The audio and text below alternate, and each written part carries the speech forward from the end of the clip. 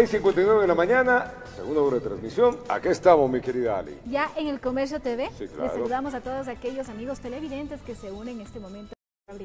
Mandarles un abrazo grande, desayunen ricos, salgan con buena energía.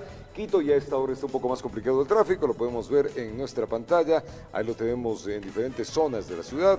Miren ustedes, estamos justamente en la Avenida de las Palmeras, eso es en el norte de la ciudad de Quito. Acá ya hay tráfico fuerte también, sobre el Hoyo Alfaro, sobre pues este es Lucio Rojas, que está en el norte de la ciudad. Si vamos divisando poco a poco desde el satélite de la ciudad de Quito y en la Simón Bolívar, en varios tramos hay ligeros brotes de conflictividad en el tráfico. En el centro, en el sur y en el norte, o en el centro norte y en el centro norte de la ciudad, ya también el tráfico está fuerte. Miren ustedes, estas son las vías que vienen del sur de la ciudad, el sur centro si queremos llamarlo, y miren, la Pedro Pinto, la avenida de Velasco Ibarra, que se va justamente y que une al Trébol, el Trébol que pues manda vías o recibe vías desde la autopista Rumiñahui hacia el norte de la ciudad, presenta conflictividad.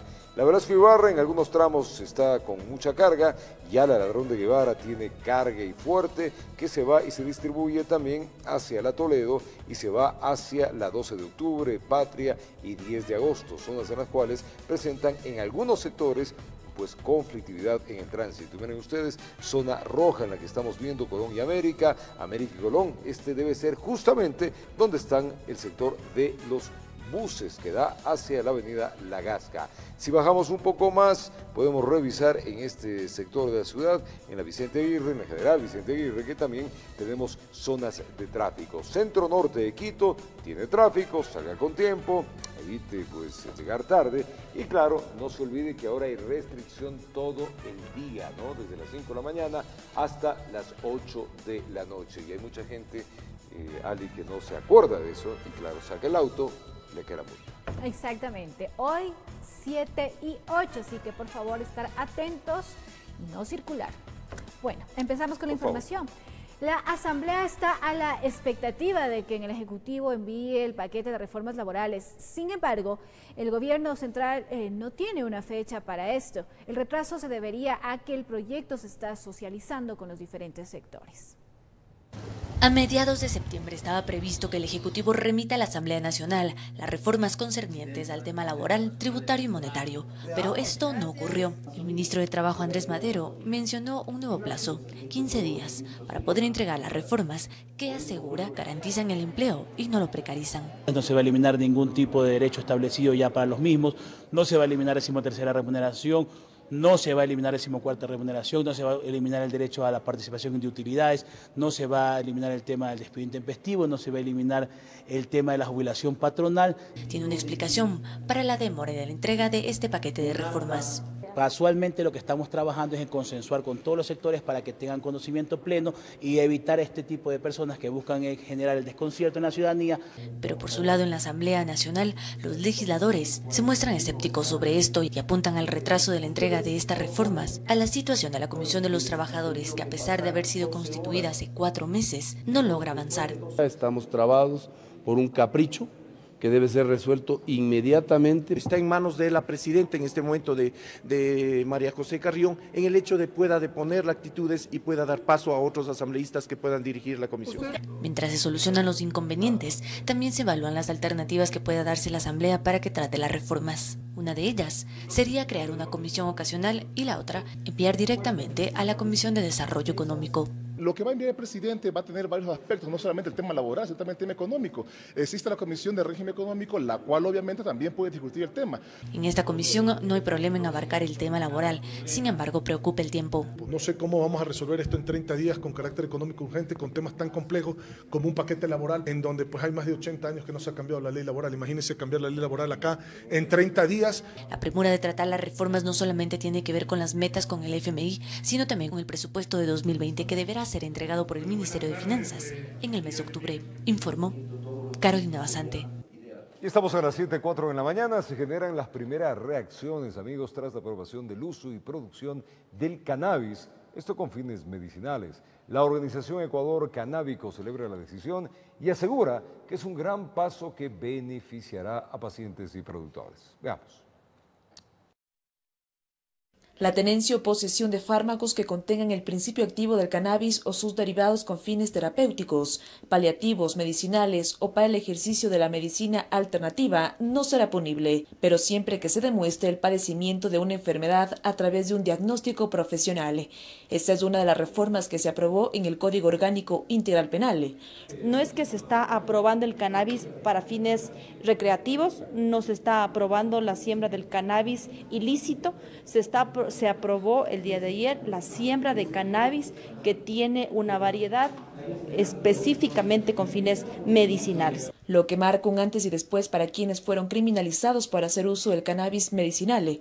Para la organización Ecuador Canábico, el beneficio será a varios niveles. Primero, para los pacientes con enfermedades catastróficas. El cannabis lo que se ha visto es que encapsula a la tumoración y prácticamente evita que el tumor haya metástasis. Y segundo, para los pequeños y grandes autocultivadores locales. El objetivo es que Ecuador sea una potencia en importar productos medicinales canábicos. Nos ayuda a generar ingresos a los autocultivadores, nos ayudaría incluso con la opción que tendríamos también de aplicar el cáñamo a nivel industrial. A través de la reforma también se definió que la autoridad sanitaria podrá autorizar la siembra, cultivo, cosecha de plantas que contengan principios activos de sustancias estupefacientes y psicotrópicas, exclusivamente en la producción de medicamentos que se expenderán bajo prescripción médica y para investigación.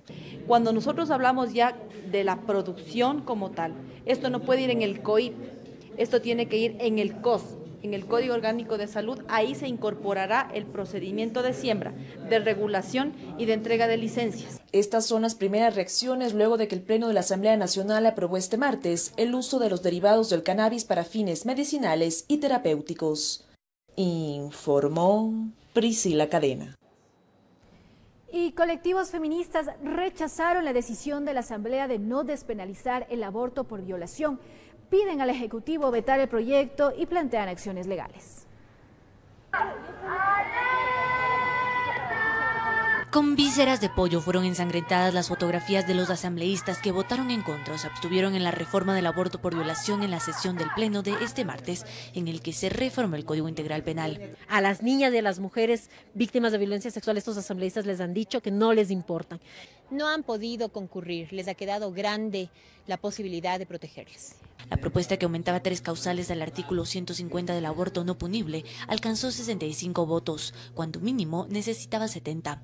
Las ausencias y abstenciones fueron decisivas. Por ejemplo, María Mercedes Cuesta nunca apareció en la sala y Danini Cruz, quien se había expresado a favor del aborto, finalmente prefirió abstenerse. Serán reconocidas para la historia como cobardes finalmente. En la legislatura, aquellos que votaron en contra del aborto defienden su postura. Yo me considero pro vida y estoy muy claro en esto, pero yo creo que esta moción, la segunda moción, hubiese pasado si se hubiese incluido, obviamente, que existe una denuncia en Fiscalía, pero recordemos que es un delito. Nosotros tenemos información estadística que acaban de llegar a nuestros celulares. El 73% de ecuatorianos están de acuerdo con nuestra decisión. Los colectivos feministas esperan el veto del Ejecutivo a este artículo, pero de no obtenerlo, ya plantean otra ruta. La vía sería la constitucional en este caso y ya existen algunas acciones presentadas dentro de la Corte Constitucional por los movimientos de mujeres.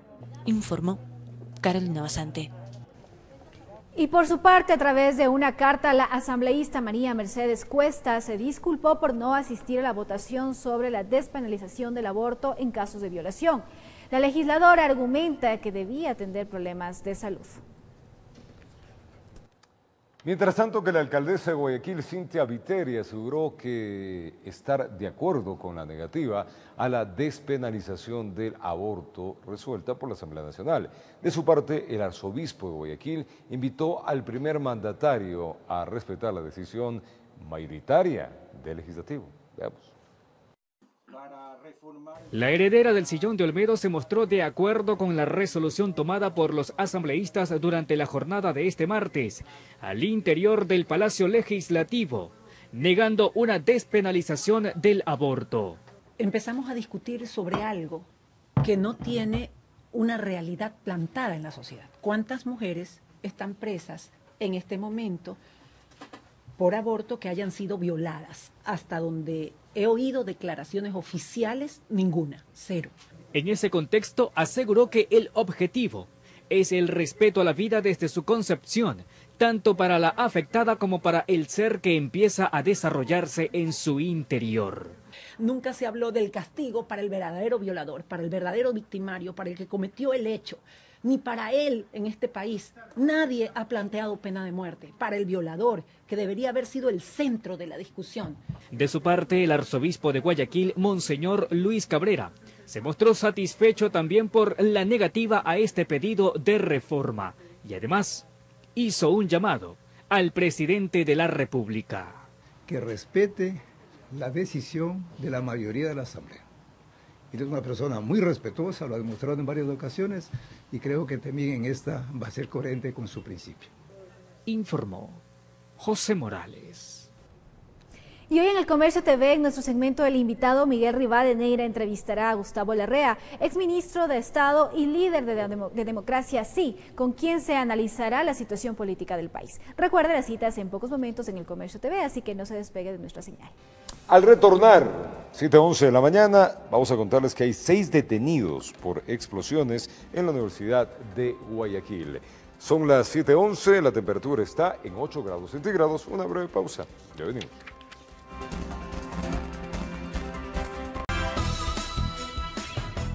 Seguimos con más información y luego de que se aprobó en la Asamblea que se pueda mostrar el rostro de personas capturadas en delito flagrante, varios sectores aplaudieron esta iniciativa. Según la Policía Nacional, esto no quita al ciudadano la presunción de inocencia. Los factores que corren a favor del trabajo policial y de la comunidad son varios. Así lo indicó el vocero de la institución uniformada, coronel José Vargas. El mostrar rostro de delincuentes detenidos en flagrancia permitirá que personas que hayan sido víctimas de robos anteriores los identifiquen y pongan la denuncia respectiva. Para poder corroborar la detención y que llegue a una sentencia. También será un elemento disuasivo, aunque suene extraño y poco creíble. Quienes se dedican a delinquir se cuidan mucho de ser expuestos públicamente, no les gusta que su entorno los señale, que sus amigos y allegados se enteren de lo que hacen, mucho menos que la comunidad los pueda reconocer, factores que pueden incidir para bajar la delincuencia. Con esto buscamos que los delincuentes piensen varias veces antes de cometer un delito. En la calle, el común de los ciudadanos está de acuerdo con la reforma, que señala que el rostro y nombres de los delincuentes capturados en flagrancia ya no sean protegidos. Ya le puedo identificar, digo, no, él es el que me asaltó. Yo voy y presento la denuncia. Está bien, ¿no? Es porque ya se dan a conocer ellos y mucha gente tiene ya mucha precaución. Muchos actores políticos, como la alcaldesa de Guayaquil, Cintia Viteri, también expresó su beneplácito con la votación de los asambleístas. Los rostros ya no tendrán que ocultarse. Cuando existe flagrancia, entonces ya se rompe la presunción de inocencia. Estás viendo que el tipo ha cometido el delito en ese momento.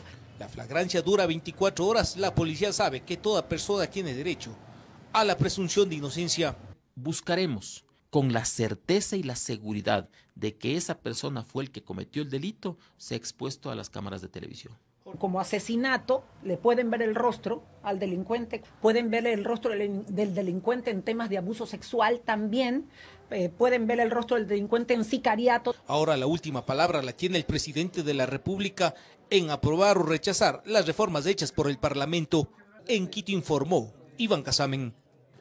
Luego de que la Asamblea Nacional aprobó la salida de Ecuador de la Unión de Naciones Suramericanas, UNASUR, Paola Pavón, la prefecta de Pichincha, solicitó a la Cancillería que inicie un proceso de reversión de los terrenos que fueron donados por el gobierno provincial para la construcción del edificio de UNASUR. Veamos. El gobierno provincial de Pichincha tramita la recuperación de 9 lotes donde está construido el edificio de UNASUR ubicado en la mitad del mundo. La prefecta Paola Pavón anunció que ha enviado un oficio a Cancillería para iniciar el proceso de reversión que lo contempla una de las cláusulas de la escritura de donación firmada en el año 2010. Nosotros iniciamos el proceso de reversión de esos predios que tal como establece la escritura, deberían pasar ya al Consejo Provincial de Pichincha. La prefecta de Pichincha aclaró que para el efecto se deben cumplir 2 requisitos. Uno de ellos es que la Cancillería ecuatoriana notifique a la UNASUR la resolución que aprobó la Asamblea. Segundo requisito es que el Ecuador tiene que ponerse al día en las cuotas que en este momento debe a UNASUR. Aproximadamente son $700.000. Lo que está aún por definirse es el futuro de la edificación. Hay un segundo contrato que se firmó en el año 2016, donde se señala que los terrenos volverán a manos de la prefectura y el edificio a Cancillería. No descartamos la posibilidad de compra del inmueble, no descartamos la posibilidad de establecer un convenio para nosotros administrar la sede. Estamos abiertos. Sobre el tema, el asambleísta Fabricio Villamar señala que si el edificio pasa a manos de la prefectura, podría pagar lo que costó en un inicio, es decir, $40 millones. Lo que es dueña la prefectura es del terreno, no del edificio. Y de acuerdo a las normas del Código Civil, si es que tú quieres acceder a la titularidad del edificio, tienes que pagar lo que cuesta. En julio pasado, el presidente Lenín Moreno ofreció que la edificación sería entregada a pueblos y nacionalidades indígenas para que funcione una universidad. Sin embargo, Pavón indicó que se está analizando que UNASUR se convierta en un museo que una a los pueblos latinoamericanos. Es un centro de encuentro de los pueblos, lo que hemos planteado, y obviamente caminaremos con distintos países. Hasta el momento no hay un pronunciamiento de la Cancillería. La decisión de la prefecta se da luego de que la Asamblea Nacional aprobó la salida de Ecuador de la Unión de Naciones Suramericanas, UNASUR. Informó Priscila Cadena. Y para el abogado penalista Julio César Cueva, el comiso sin sentencia, que fue una de las reformas del Código Orgánico Integral Penal aprobadas por la Asamblea Nacional, presenta un vacío legal. De allí que sostiene que deben existir expertos en la materia para su aprobación. Con la presencia de 113 parlamentarios, se reformó el Código Orgánico Integral Penal. Y entre los puntos aprobados está el comiso sin sentencia. Para el abogado Julio César Cueva, experto penalista, cree que la aprobación del comiso sin sentencia es confusa, porque establece que debe hacerse en un procedimiento de conocimiento. La norma, por ejemplo, no dice entonces si debe iniciarse una acción civil ante un juez civil. Si es así, ¿quién presenta la demanda? El Procurador General en representación del Estado, considerando los delitos, lo hace la Fiscalía, como Fiscalía General, como Fiscalía Provincial, el mismo fiscal de la causa. Hay un procedimiento, pero no establece si ese procedimiento de conocimiento, a pesar de ser civil, lo debe de llevar un juez de la misma causa. De allí que el especialista sostiene que debe de existir una adecuada redacción de la norma y la eficacia jurídica de la misma. Caso contrario, entraría en un vacío legal. Ahí hay algo que está muy mal legislado, hay un vacío muy grande y tendrá que ser aclarado de alguna forma, tal vez a través de una sentencia interpretativa, tal vez a través del veto. El presidente debe hacerle notar que eso está incompleto o que está mal redactado. De su parte, el secretario anticorrupción, Iván Granda, sostuvo que la aprobación del comiso sin sentencia es una muestra clara de que se puede ir en contra de la corrupción y esta será utilizada una vez que entre en vigencia. Valoramos que el comiso sin sentencia haya sido aprobado por la Asamblea Nacional. En este caso, el tema de la incautación será valorado por el Gobierno Nacional, por la Secretaría Jurídica de la Presidencia y por quienes estamos abocados y tenemos interés en las reformas al Código Integral Penal. De su parte, la ministra de Gobierno, María Paula Romo, manifestó que no descartan el análisis de la misma. Nos quedan 30 días para analizar cada uno de los aspectos. Lo vamos a hacer con toda responsabilidad, lo vamos a hacer con todos los especialistas, porque hay temas penales, procesales, hay todo tipo de temas. En todo caso, estas nuevas reformas están en manos del Ejecutivo, ya sea para su veto o aprobación, informó Carlos Julio Gurumendi. 7:23 en la mañana, 6:23 en Galápagos. Tiempo de contarles, amigos. El Consejo de Participación Ciudadana aseguró que hay indicios de responsabilidad, sobre todo penal, en la repotenciación de la refinería de Esmeraldas. Este día presentarán un pedido de investigación sobre este caso ante la Fiscalía. Veamos. Sometamos a votación. El Consejo de Participación Ciudadana y Control Social entregará una denuncia este jueves en la Fiscalía General del Estado para que se investiguen presuntas irregularidades en el proceso de rehabilitación de la refinería de Esmeraldas durante el gobierno pasado. Hay indicios de responsabilidad, pero bueno, que sea el órgano competente, que es la Fiscalía General del Estado, la que finalmente pueda develar cualquier indicio de responsabilidad. Esta es la primera denuncia que presenta el organismo tras el cese de funciones del Consejo de Participación anterior. Si bien es cierto, el Consejo Transitorio no lo puso en su momento, ni tampoco el Consejo anterior que presidía el señor padre Carlos Tuárez, y que ahora nosotros tenemos la oportunidad de tener este informe, lo vamos a hacer. Pero quiero recalcar profundamente que esto es parte de una investigación, de un proceso y de una resolución del Consejo Transitorio.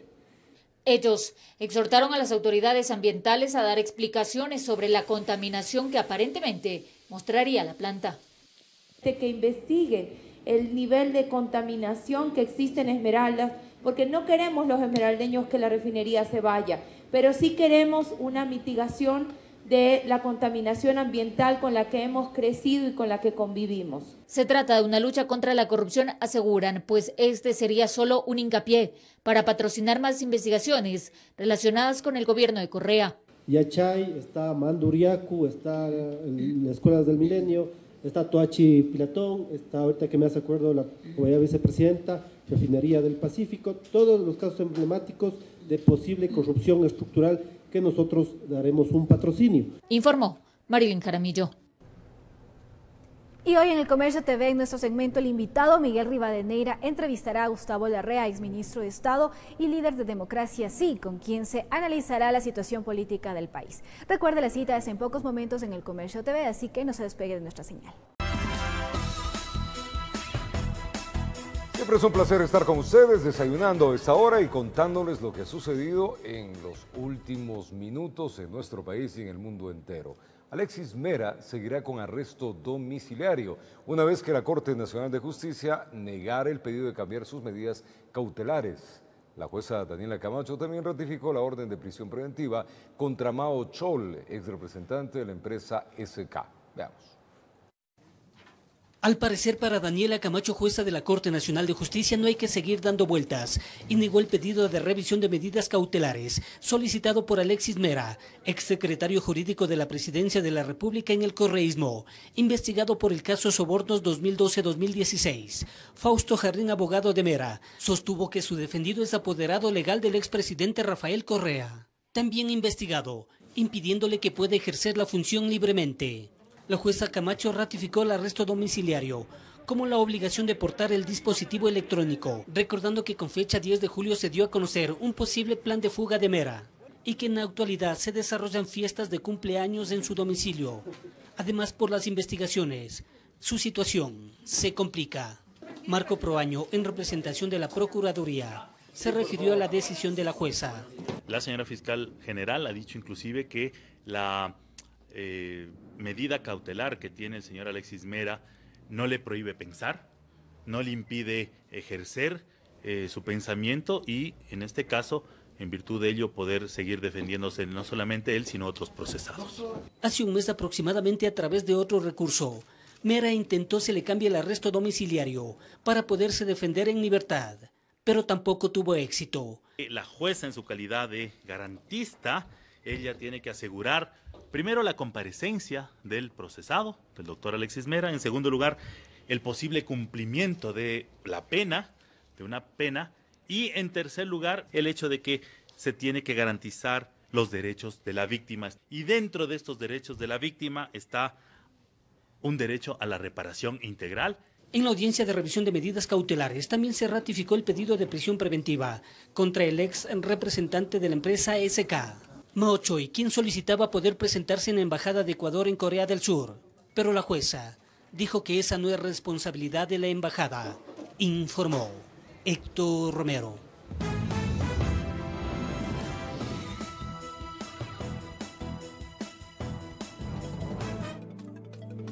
Afectuoso saludo a los amigos televidentes de Televicentro, Canal 5 de Quito, Noticiero El Comercio TV, y a los oyentes de Platinum FM y Radio Quito, la voz de la capital, noticiero líder en la radio. Vamos a hablar este jueves sobre los temas políticos, la coyuntura política en el país, con el principal dirigente de Democracia Sí, Gustavo Larrea, con esta premisa, doctor Gustavo Larrea. Hay de alguna manera un desencanto frente a lo que sucede en el ámbito político, salvo honrosas excepciones que evidentemente existen. Cuando uno revisen coyuntura lo que sucedió en la Asamblea Nacional. Por ejemplo, oposición de un sector al comiso de los bienes en casos de corrupción. Dice, frente a tanto escándalo, simplemente se oponen a que haya el comiso anticipado, cuando uno sabe que la justicia tiene unos tiempos que demoran, y para llegar a una sentencia ejecutoriada podemos citar casos casi 15 años para llegar a la sentencia contra el expresidente Yamil Maguad. Muy buen día. Buenos días, un gran gusto estar aquí. Sí, yo comparto tu criterio, creo que hay una decepción. Y una decepción más cuando la ciudadanía en general le ha dicho al país, y lo ha expresado de diferente manera, que se requiere recaudar los dineros mal habidos, los dineros que fruto de la corrupción han usado personajes hoy, muchos de ellos procesados y otros en investigación. Entonces, como que es un contrasentido. Por un lado, se pide recaudar fondos y por otro lado no se generan las normas jurídicas adecuadas para que esa recaudación se dé. No se trata ni mucho menos de que un funcionario que tiene en bienes una cantidad de X, 200.000, 500.000 dólares en bienes, y de repente aparece con 60 millones o 30 o 20 millones, es evidente que ahí hay un tema de corrupción, y por lo tanto el Estado debe actuar. Sin embargo, no puede actuar sino con sentencia ejecutoriada, y eso hace que muchos de esos bienes o muchos de esos recursos ya se salgan o se los esconda. Por lo tanto, no facilita con ello un combate más eficaz a la corrupción. ¿Por qué cree que en la Asamblea no hay eco frente a ese clamor ciudadano? En muchos de los casos por aparentes visiones jurídicas que dicen no, con sentencia ejecutoriada sí, no solamente en proceso de juzgamiento. Pero cuando se habla de proceso de juzgamiento es juzgamiento llamado ya a pleno, cuando la Fiscalía ha presentado pruebas de acusación. No es un proceso que se le ocurre a algún funcionario incautar bienes, o decomisar bienes en este caso, porque no es incautación, es decomiso. Sí, ese es el argumento, pero en el fondo yo creo que responde a tapar, por lo menos en algunos de los legisladores, a tapar lo que se ha vivido en el país. Y en el país lo que se ha vivido es una gran estafa, un gran despilfarro y una gran corrupción. Ahora, ¿cómo corregir, cómo enfrentar y cómo castigar a fin de que termine la impunidad frente a esa estafa? Bueno, la ciudadanía está clara de qué fuerzas políticas socapan la corrupción y hay que castigarlas en las urnas. Cuando muchos ciudadanos en la calle dicen, ¿por qué no recuperan la plata de la corrupción? ¿Por qué no se lo hace? En una parte es precisamente porque no hay una legislación adecuada.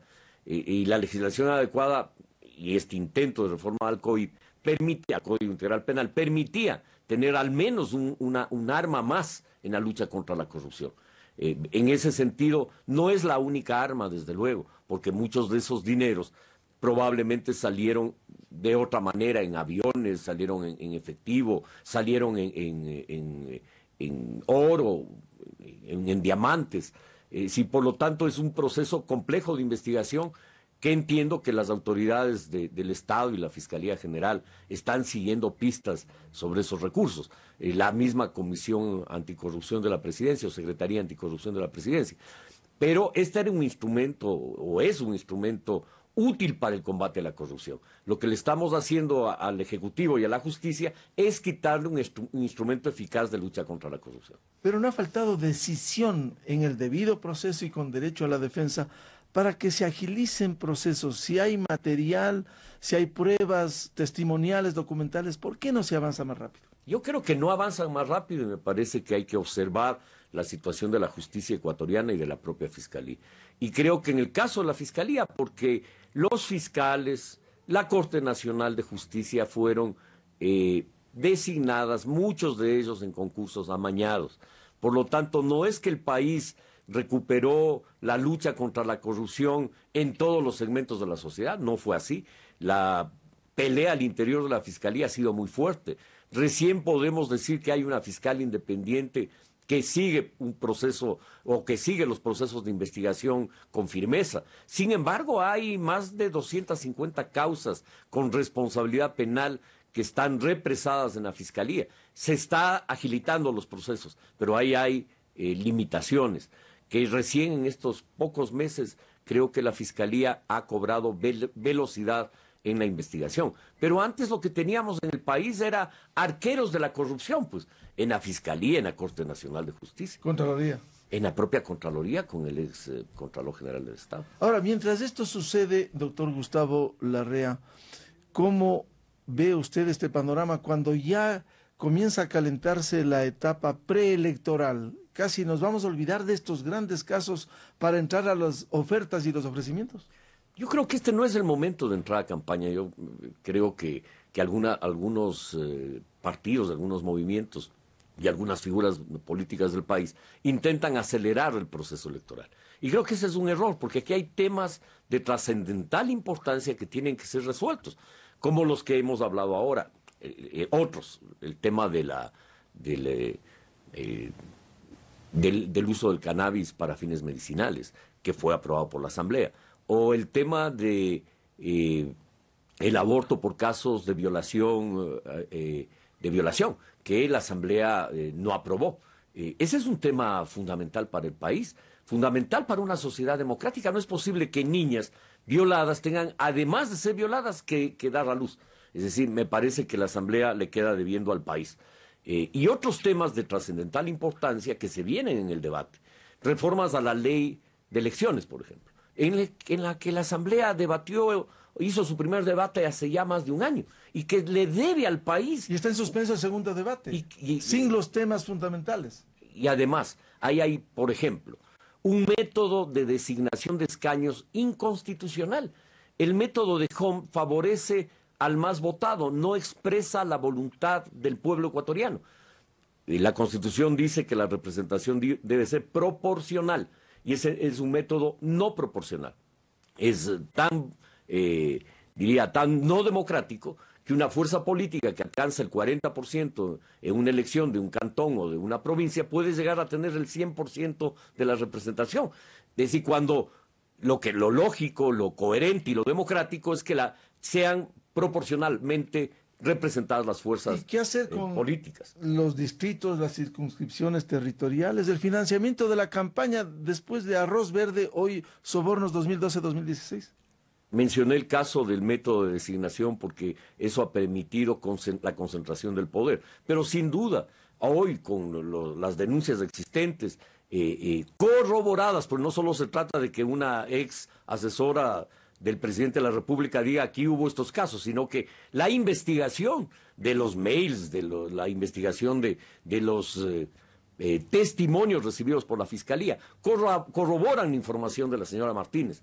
Por lo tanto, ahí hay un caso gravísimo que debe llevar a una reforma del Código de la Democracia con dos sentidos. Uno, de control de los financiamientos de las campañas electorales, y dos, del gasto electoral. Y ahí no existe control. Fuerzas políticas que compran, la campaña con millonarias campañas electorales, donde ya sabemos al menos de una fuerza de dónde provienen esos recursos y que se requiere una reforma. Y otro tema igualmente importante es el que tú mencionas, el tema de los distritos, las circunscripciones electorales. También ese es un método que beneficia a una sola fuerza y que no expresa la voluntad popular de una provincia. ¿Y no teme que se quede en el camino esto? ¿Ya se pega un año antes que no se puede hacer en febrero del próximo año? Creo que los tiempos que tiene la Asamblea son cortos, pero creo que por lo menos así lo han manifestado los jefes de bloque, que tienen la voluntad de debatir, discutir esa reforma. Las fuerzas políticas, mayoritariamente en una mesa de diálogo y de acuerdo nacional, acordamos una reforma que fue ya presentada a la Asamblea Nacional, igual que el Consejo Nacional Electoral. Ahí hay varias reformas que deben ser procesadas por la Asamblea y aprobadas.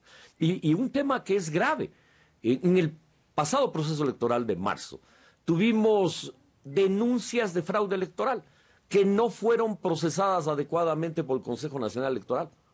¿Cómo corregir eso? Incluso fue multado el Consejo por el contencioso electoral, 3 vocales del Consejo.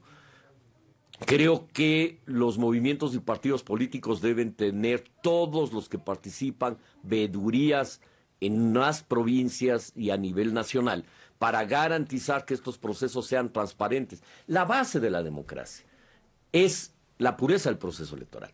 Y el Consejo Nacional Electoral tiene que garantizar la pureza de ese proceso. No es posible que cuando existan están divididos. Denuncias fundamentadas no se abran las urnas para recontar los votos y se genere la zozobra y el clima de que aquí gana el que controle el Consejo Nacional Electoral o el Consejo Provincial. Hay que transparentar los procesos electorales. Mire, en la última elección, la gravedad de este caso. Las juntas receptoras del voto no permitían que los delegados de los movimientos y partidos se acerquen al conteo de votos. Hicieron el conteo cerrado. Y eso no es posible porque eso no garantiza la pureza del proceso electoral. ¿No será de presionar cívica y democráticamente a la Asamblea Nacional para que agilice los procesos, al CNE para que recoge estas inquietudes? Desde luego que sí, hay que presionarles y hay que exigirles que hagan una reforma democrática que garantice procesos electorales libres, confiables, porque esa es la base de la democracia. Y en cuanto al presidente, ¿no será de, en el buen sentido de la palabra, empujarle para que decida cosas, las reformas que tiene pendientes, laboral, tributaria, que va a enviar a la Asamblea? Hoy el tema del aborto, el comiso, ¿usted cree que debe el presidente poner un veto? Hay dos temas que la Asamblea va a tener que discutir en el transcurso del mes de octubre, que son las propuestas que el Ejecutivo va a enviar. Hoy le escuché al ministro Madero hace unos momentos sobre la reforma laboral, y me parece importante lo que él subrayó.